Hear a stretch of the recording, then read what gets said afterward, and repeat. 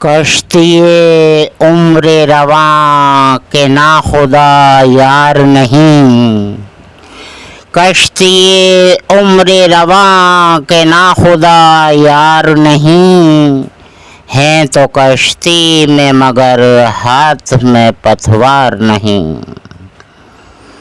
انما امرہ گر ہو جائے اس میں اعظم، انما امرہ گر ہو جائے اس میں اعظم، تو کن فیکون تو کبھی دشوار نہیں، کشتی عمر رواں کے ناخدا یار نہیں۔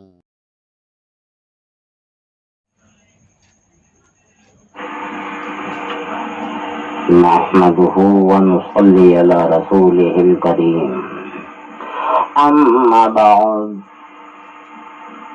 أعوذ بالله من الشيطان الرجيم، بسم الله الرحمن الرحيم۔ نبی کریم صلی اللہ علیہ وسلم نے فرمایا، جیسے اعمال ہوں گے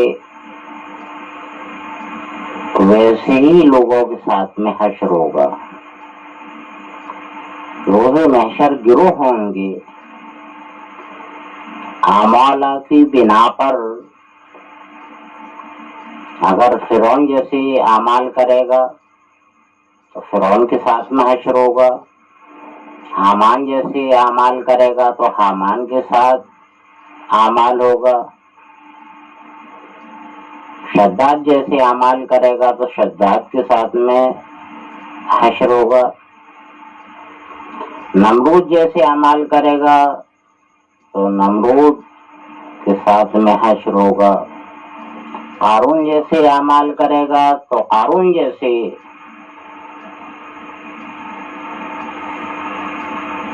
لوگوں کے ساتھ میں ہی اس کا حشر ہوگا۔ تو لہذا یہ ہے کہ ہمیں غور طلب بات ہے کہ ہمیں کون سی اعمال کرنے چاہیے اور کون سے اعمال نہیں کرنے چاہیے۔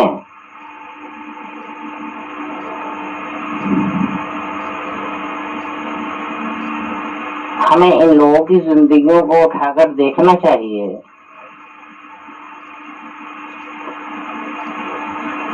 فرعون اللہ کو مانتا تھا لیکن لوگوں سے اپنی منواتا تھا۔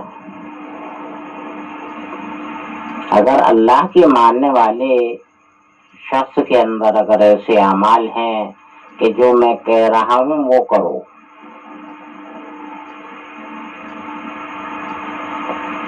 وہ خدائی ہے اس کے اندر،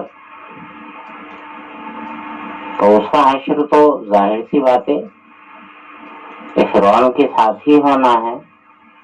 خود کو خدا کہلواتا تھا اور اپنا تمام جتنا بھی جو کچھ بھی تھا منوانا وہ خدا سے ہی منواتا تھا۔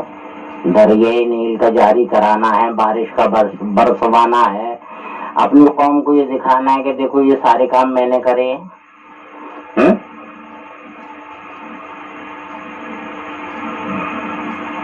لوگوں کو یہ دکھائے کہ یہ سب میں نے کیا ہے، میں نے کیا ہے، میں نے کیا ہے، اور کرنے والی ذات اللہ کی ہے، تو کس کے ساتھ میں حشر ہوگا؟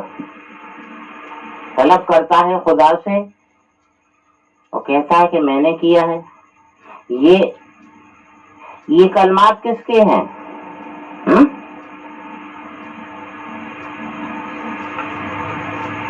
اگر ابراہیم علیہ السلام کو جلانے جھلسانے کے لیے نمرود نے ایک بہت بڑا آتش تیار کیا تھا، تو کیا آج لوگ ایسے نہیں ہیں کہ کسی کو جلانے تپانے کے لیے، اس کی زندگی خراب کرنے کے لیے اس کو جلاتے تپاتے ستاتے ہیں، بے شمار ظلم کرتے اور کراتے ہیں تاکہ وہ تباہ و برباد رہے، اس کو اندر ہی اندر اتنا خطرناک جلاتے جھلساتے ہیں، تو کیا ان کا حشر حضور صلی اللہ علیہ وسلم کے ساتھ میں ہوگا؟ یہ نبی کریم صلی اللہ علیہ وسلم کے برعکس عمل کرتا ہے، نمرود والا عمل کرتا ہے، آتش نمرود۔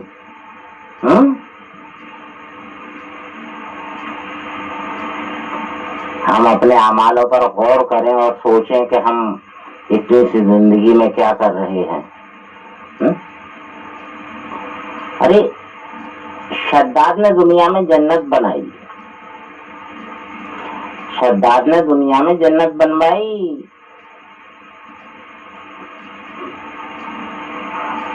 آج کے مکانات، آج کے عیش و آرائش، کولر، اے سی، پنکھے، جو ہماری عبادت گاہوں تک، مسجدوں تک میں تو ہمارا کہاں ہے وہ احساس ہوگا؟ جہنم کی آگ کا احساس تو ختم ہی ہو گیا۔ تو پھر کہاں سے توبہ تلہ کرے گا؟ کہاں سے اس کے آگے گڑ گڑ آئے گا؟ دنیا کو ہی جنت بنا رکھا ہے تو کس کے ساتھ میں حشر ہونا ہے؟ قارون، اس سے بڑا خزانہ کسی کے پاس نہ۔ ایسا آیا ہے کہ 70,000 اونٹوں پر چابیاں لد کر جاتی تھیں، تو 70,000 اونٹوں پر چابیاں لد کر جانے کا مطلب یہ ہے کہ خزانے کا کیا ٹھیک ہوگا؟ لیکن اس پر بھی جب زکوٰۃ جیسا معاملہ سامنے آیا کہ اللہ کی راہ میں اس میں سے خرچ کیا کرو، تو معلوم یہ ہوا کہ اس کے ذہن میں فوراً یہ آیا کہ بس میرا تو خزانہ کم ہو جائے گا، اگر ایسی میں دیتا رہا تو پھر کیا رہ جائے گا؟ بس میں خزانے کے غرق کر دیا گیا۔ بولو کس کے ساتھ میں حشر ہونا ہے؟ آج کیا میں نہیں ہیں ایسے لوگ؟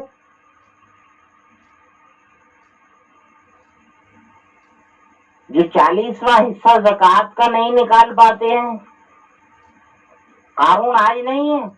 یہی تو کہا ہے کہ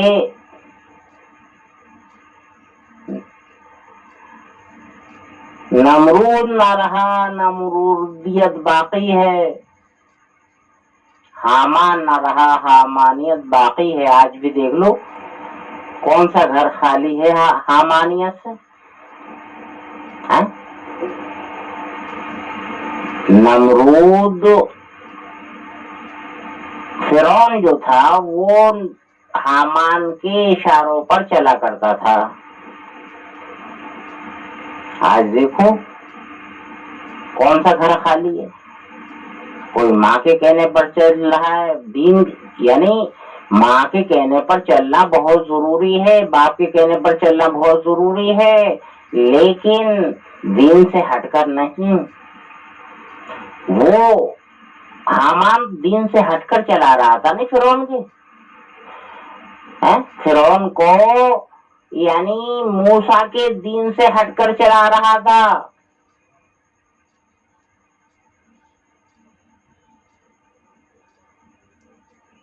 تو کیا آج یہ نہیں ہو رہا ہے؟ کسی کی والدہ ہے تو کسی کے والد، کسی کا بھائی ہے تو کسی کی بہن، کسی کی بیوی ہے تو کسی کا بیٹا، کسی کی بیٹی ہے تو کسی کے سسرال والے ہیں تو کسی کے مائکے والے ہیں، کسی کی ننھیال والے ہیں تو کسی کے ددھیال والے ہیں۔ ایک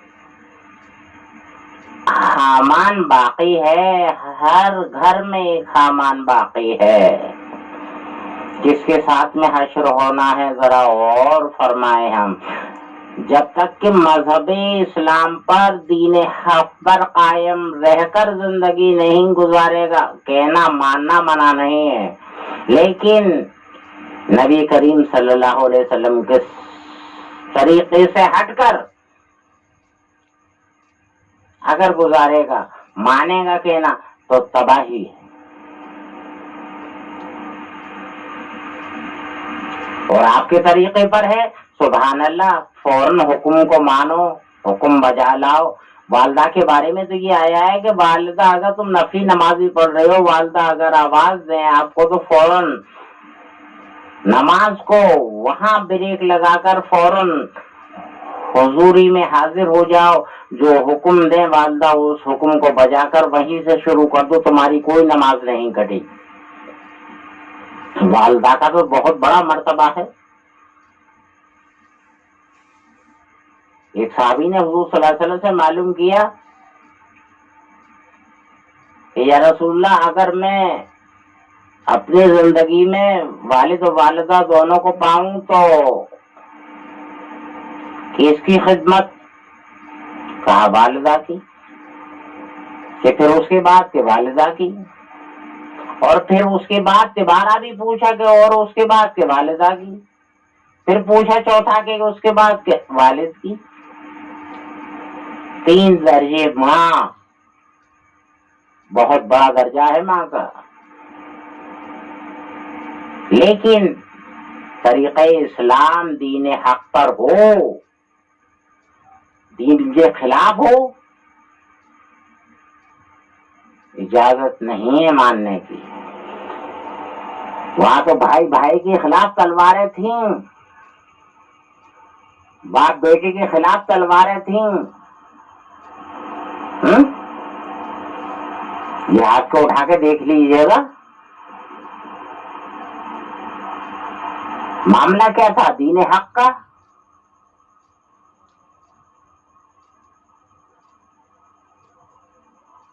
احکام بجا لانا منع نہیں ہے، لیکن دین حق پر ہو تب. دین حق سے ہٹ کر ہو تو نہیں، بالکل نہیں، کوئی گنجائش نہیں.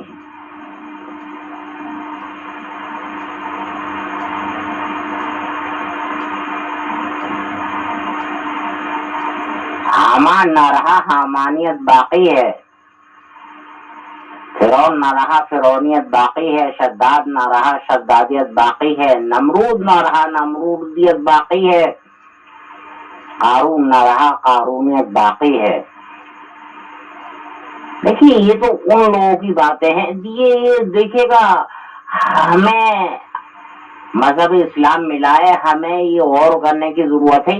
یہ انسان اللہ تعالیٰ نے دین کے خلاف دنیا میں پیدا کیے، جن کو کہ جہنم نصیب ہوگی وہ ہمارے سبق کے لیے تھے. ان کو تو جہنم نصیب ہوگی اور ہم سبق نہیں حاصل کر رہے ہیں. ہم کتنے بڑے پکڑدار ہوں گے. وہ انسان نہ تھے کیا؟ ان کو اسلام کے خلاف چلنے والا بنایا اللہ تعالیٰ نے اس امت کی ہدایت کے لیے، اور ہم ہیں کہ ہدایت حاصل نہیں کر رہے ہیں، دین حق پہ نہیں چل رہے ہیں. ذرا غور فرمائیں.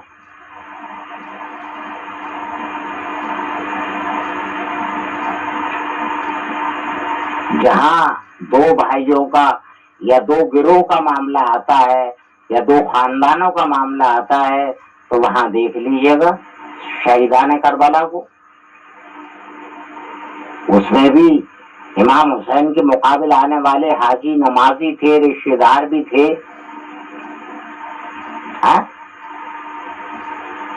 اگر اسی طریقے سے ہم آپس میں جھگڑیں گے، ایک حق پر ہوگا ایک ناحق ہو، ایک حق سے باہر ہوگا ایک حق کے اندر ہوگا، تو لہذا جو حق پر ہوگا اس کا حشر امام حسین علیہ السلام کے ساتھ میں ہوگا، اور جو حق پر نہیں ہوگا تو سوچ لیجئے گا اس کا حشر کس کے ساتھ ہوگا.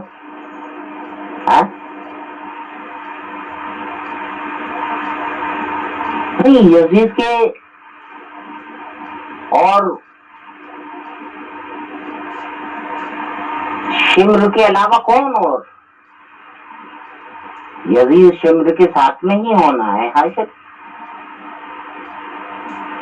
تو ہمیں آپس میں بھی مل جل کر رہنا چاہیے، جیسا کہ صحابہ نے مل جل کر تمام کاموں کو انجام دیا، یہاں تک کہ پانی تک کو بھی کہ جان جا رہی ہے اور پیاسے ہیں اور پانی پاس والے کو پلوا رہے ہیں، اور پاس والے کو وہ، اور پاس والے کو وہ، اور پاس والے کو، یہاں تک کہ انہوں نے کہا کہ جس نے کہ پہلے پانی طلب کیا تھا وہاں جا کر دے دو، تو معلوم ہوا وہ جا بحق ہو گیا، پھر اس کے بعد والا جا بحق ہو گیا، اس کے بعد والا، پھر اس کے بعد والا، پھر اس کے بعد والا. دیکھیے گا غور طلب باتیں ہیں یہ. ایسی دین کی محبت ہونی چاہیے، الفت ہونی چاہیے، ایک دوسرے پہ جافدہ ہونا چاہیے، تب تو ہے وہ اسلام میں داخل، ورنہ اسلام سے خارج. نام کیا ہے وہ عبداللہ رکھے، نام جو چاہے رکھے، وہاں نام نہیں چلے گا، وہاں کام چلے گا، اعمال ہوں گے.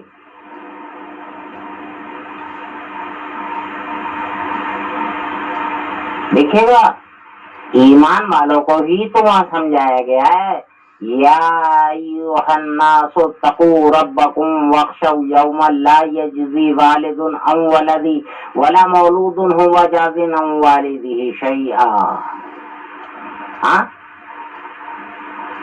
ان وعد اللہ حق.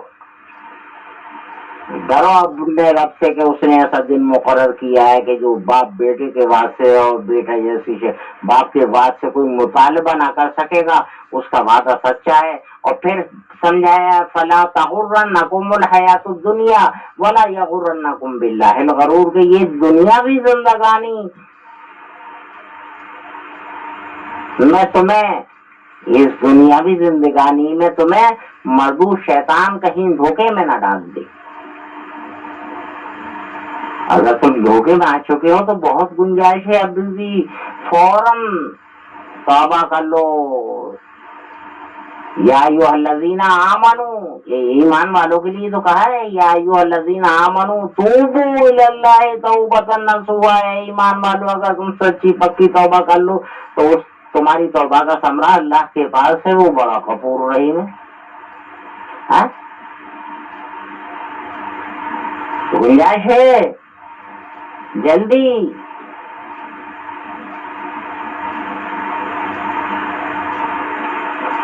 اپنا حشر نہ بگاڑو، دین حق پر قائم رہو، فلاح پاؤ.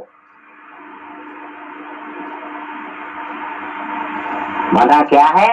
ایک مسلمانیت کے اعتبار سے دیکھیے گا دور دورہ تو ہمیشہ بگڑتا رہا ہے.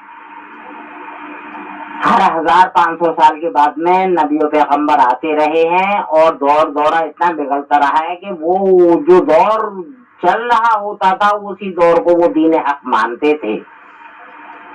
اور جب دین حق پیغمبر سامنے لاتے تھے تو اس کو وہ ٹھکرایا کرتے تھے، دشمن بن جایا کرتے تھے، یہاں تک کہ حضور صلی اللہ علیہ وسلم کے تو انہی کے خاندان والے انہیں کے قتل پر آمادہ ہو گئے، یہاں تک کہ ہجرت کرنی پڑی. آپ مدینہ شریف میں تشریف لے آئے.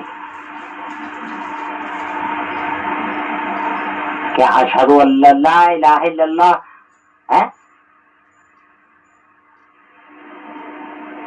کیا دین حق نہیں تھا؟ لیکن نہیں، وہ 360 کی بتوں کی پوجا کو جی وہ جو اس وقت جس طرح زندگی گزر رہی تھی، خاندانی نسلی چلی آ رہی تھی، وہ کہتے تھے کہ یہ تو ہمارے دین سے ہمیں دور کر رہا ہے، جو ہمارے باپ دادا کرتے چلے آ رہے تھے اس سے دور کر رہا ہے.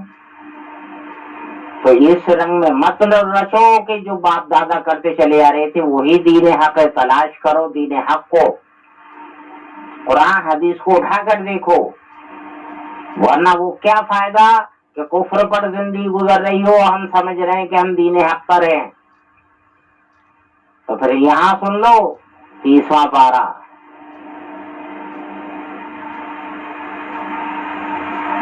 ان الذین کفروا من اہل الکتاب والمشرکین فی نار جہنم خالدین فیہا اولئک هم شر البریہ.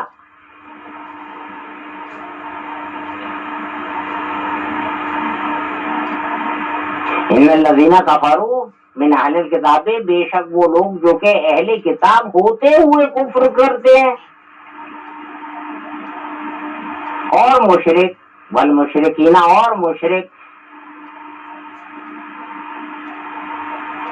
تو وہ کیا ہے؟ ان دونوں کے لیے تو فی نار جہنم خالدین فیہا اولئک هم شر البریہ، ہمیشہ ہمیشہ اس شر میں ہی رہیں گے یہ لوگ۔ تو ایسا نہ ہو کہ ہم کفر میں گزار رہے ہو، ہمارا کھانا پینا سب دین کے خلاف ہو رہا ہو، سونا اٹھنا بیٹھنا جاگنا شادی بیاہ سب دین کے خلاف ہو رہے ہو، اعمال صالحہ کے برعکس کر رہے ہو، دین حق پر نہ ہو بلکہ اس کے الٹ پلٹ کر رہے ہو، دین حق کے خلاف کر رہے ہو، اور ہم سمجھ رہے ہو کہ ہم دین حق پر ہیں۔ ایسا نہیں ہوگا کہ پھر وہاں سے توبہ اللہ کر کے واپس آ جائیں کہ اب صحیح سے گزار کر جائیں گے، اب ہمیں ہوش آ گیا، اب ہم نے دیکھ لیا، نہیں، وہاں تو غیب پر ایمان ہے، جو غیب کو مانے گا اور عمل کرے گا اسی کو فلاح ہوگی۔ بعض کہہ دیتے ہیں کہ وہ آخرت کو کس نے دیکھا ہے، جہنم کو کس نے دیکھا ہے، روز محشر کو کس نے، اتنا بھی ایمان نہیں، جبکہ 7 چیزوں پر ایمان ہونا لازم ہے۔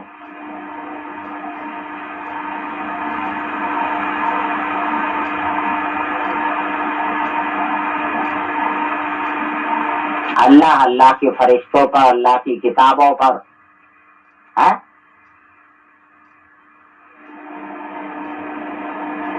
اور یوم آخرت پر، اور اچھی بری تقدیر پر، اور موت کے بعد اٹھائے جانے پر، 7 چیزوں پر ایمان لازم ہے۔ یہ نہیں کہ صرف اس طرح ہو جیسے کہ ہم کہتے ہیں کہ قرآن اللہ کی کتاب ہے بس اتنا ہی کافی ہے، نہیں، وہ عمل کے لیے ہے۔ کتاب کس لیے ہے؟ وہ عمل کے لیے ہے،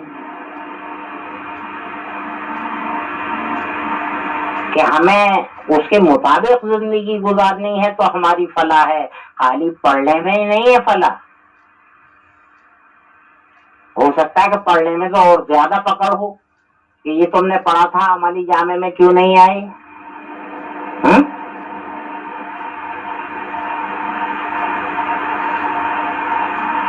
قرآن عمل کی کتاب ہے، جیسا کہ ایک مثال دی گئی تھی کہ ایک مشینری تم نے خریدی، الیکٹرانک مشینری تم نے خریدی کوئی، اور اس الیکٹرانک جو بھی چیز، جو بھی اگر تم نے خریدا اس کے ساتھ میں ایک بک آئی،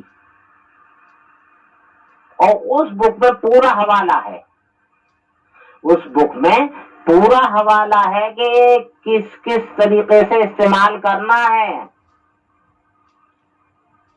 اس کے خلاف کرو گے تو سارا کھیل بگڑ جائے گا، پوری مشینری کسی لائق ہی نہیں رہے گی، بے مقصد ہو جائے گی، بے کام ہو جائے گی۔ ہم جھانک کر دیکھیں اپنے اندر، ہم کامدار ہیں کہ بے کام ہیں ہم؟ آخرت میں ہمارا مقام کیا ہے، اس مقام کو دیکھیں ہم۔ ارے ہم سے تو غور کرنے کو کہا ہے سورہ محمد میں بھی، کہ لوگوں تمہارے دلوں پر قفل پڑے ہوئے ہیں، تم غور نہیں کرتے۔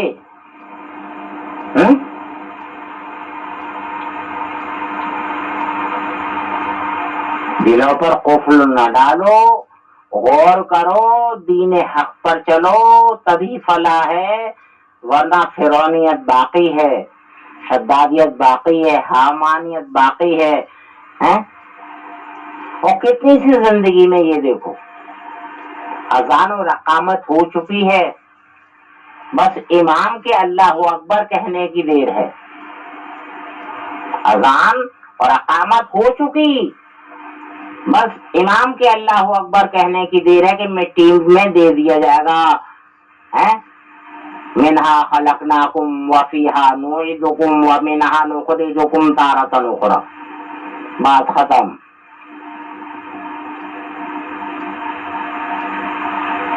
کیونکہ اذان و رقامت ہو چکی صرف امام کے اللہ اکبر کہنے کی. اتنی سی زندگی میں دیکھیے گا فرعون بنے پھرتے ہیں، حامان بنے پھرتے ہیں، شداد بنے پھرتے ہیں، نمرود بنے پھرتے ہیں، قارون بنے پھرتے ہیں، اور سمجھتے ہیں کہ ہم مسلمان ہیں، ہم دین پر ہیں، ہم اسلام پر ہیں، ہمارے لیے آخرت ہے، ہمارے لیے جنت ہے. جب تک کہ نبی کے طریقے پر نہیں چلے گا، کیونکہ تو نے پڑھا ہے وَأَشْهَدُ أَنَّ مُحَمَّدًا عَبْدُهُ وَرَسُولُهُ کہ محمد بندے ہیں اور وہی اللہ کی حقیقت کو جانتے، انہوں نے ہی حق صحیح معنی میں بندگی کا حق ادا کیا ہے، تو انہی سے ہمیں بندگی کا حق لینا ہے. تبھی ہماری فلاح ہوگی کہ ہمیں خدا مل جائے گا، ورنہ نبی سے دوری خدا سے دوری.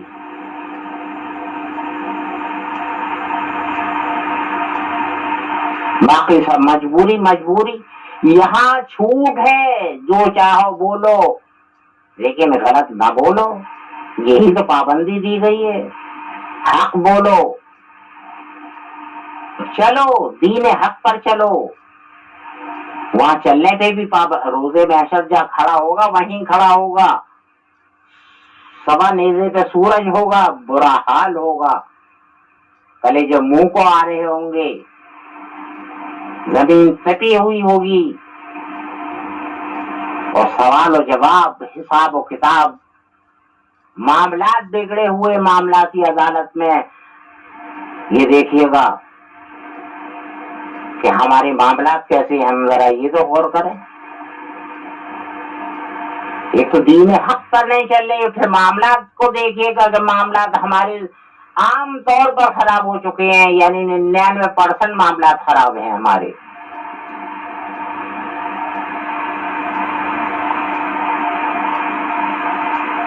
اگر چھٹکارا مل گیا حق العباد سے تو حقوق عباد میں پھنس کر رہ جائے گا. تباہی تباہی ہے.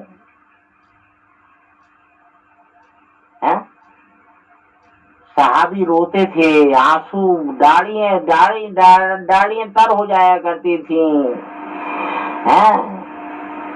قبر کے حال اور حشر کے حال ہر وقت ان کی آنکھوں کے سامنے رہتے تھے. ہم بالکل بے پرواہ ہیں کہ بس ہمیں تو بس یہ فکر ہی نہیں ہے کہ جنت ملے گی یا جہنم ملے گی، بس ہماری یہاں اچھی گزر جائے. حقیقت تو یہ ہے، آج کی جو زندگی ہے حقیقت یہی ہے کہ بس یہاں اچھی گزر جائے. وہاں کیا مل رہا ہے کیا نہیں مل رہا یہ سوچ تو ختم ہو چکی. حقیقت یہی ہے.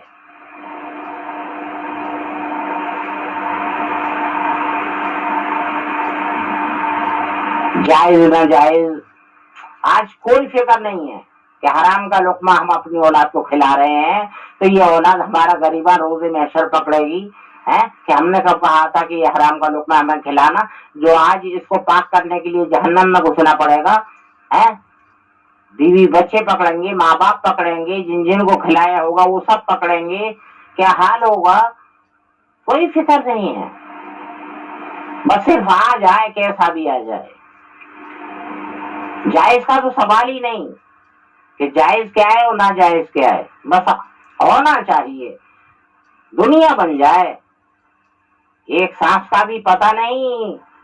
دیکھیے گا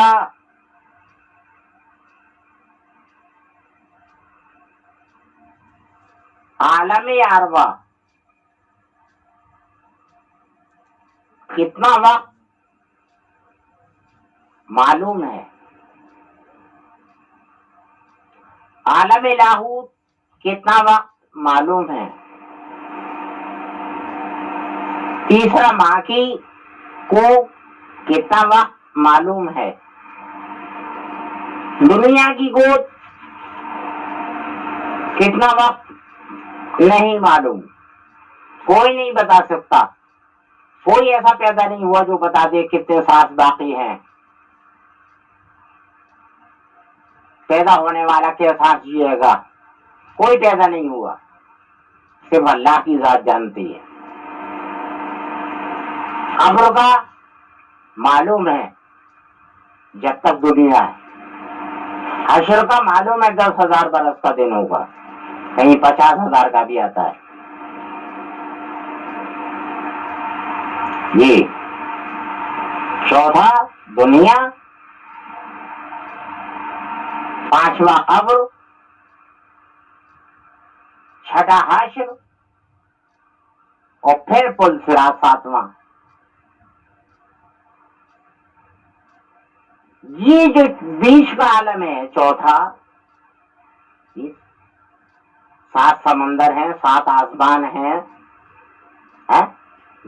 زمین سے ہٹ کر 7 سیارے ہیں، یہ جو دنیا سیارہ ہے اس میں ہم کو بنانا ہے آخرت کو، اس لیے بھیجا ہے۔ ہمارا یہ مقصد تو ختم ہی کر دیا ہم نے، کماؤ کھاؤ کھاؤ مستی سے گزارو، عیش و آرائش کرو۔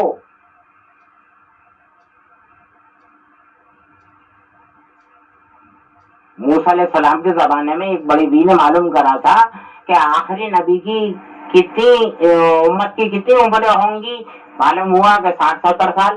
بولے اگر میری عمر اتنی سی ہوتی تو میں تو ایک پیڑ کے سائے میں گزار دیتی۔ مطلب کیا ہے؟ صرف اللہ کی بندگی میں ہی گزارتی، دنیا کی تو پرواہ ہی نہیں کرتی۔ مقصد یہ ہے،